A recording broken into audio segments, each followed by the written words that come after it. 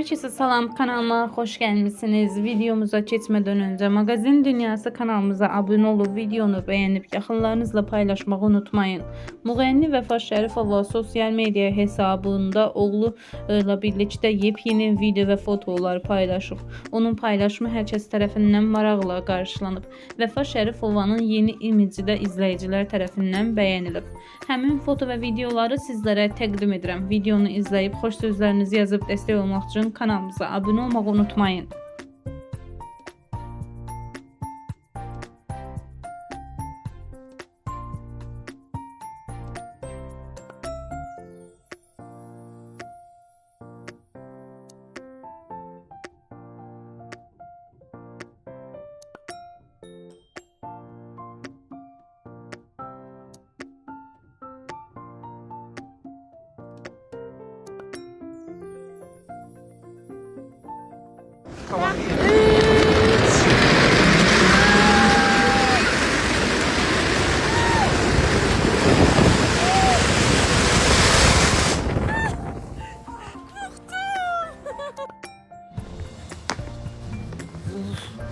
Soyğun şimdi birinci burnum kızar.